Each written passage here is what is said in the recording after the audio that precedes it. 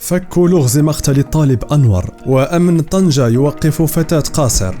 تمكنت عناصر المصلحة الولائية للشرطة القضائية بمدينة طنجة من توقيف فتاة قاصر تبلغ من العمر 17 سنة، وذلك لاشتباه في تورطها في ارتكاب جريمة الضرب والجرح باستعمال السلاح الأبيض المفضي إلى الموت، التي ذهب ضحيتها أنور الذي يبلغ من العمر 20 سنة. وكانت مصالح الشرطة القضائية مدعومة بتقني مسرح الجريمة باشرت يوم السبت إجراءات معاينة جثة الهالك التي عثر عليها بمنزل يقطنه بمفرده بمدينة طنجة، وهي تحمل عدة طعنات بأطرافه العلوية يشتبه في كونها ناجمة عن اعتداء بأداة حادة.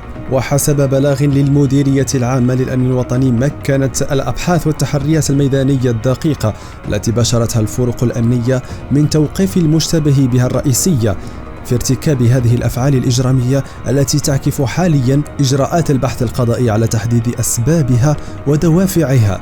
كما مكنت أيضا من توقيف أحد أفراد عائلتها الذي يشتبه في تورطه في عدم التبليغ عن جناية وإتلاف أداة الجريمة وبعض العائدات الإجرامية.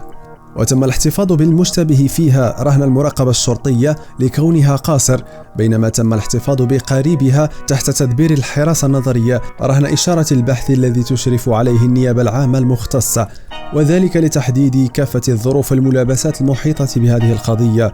وكان هاشتاغ كلنا أنور تصدر الترند المغربي على الشبكات الاجتماعية تفاعلا مع واقعة مقتل الطالب الجامعي أنور العثماني ذبحا داخل شقته بمدينة طنجة. لا تنسى الاشتراك وتفعيل جرس الإشعارات لتتوصل بجديدنا دائما.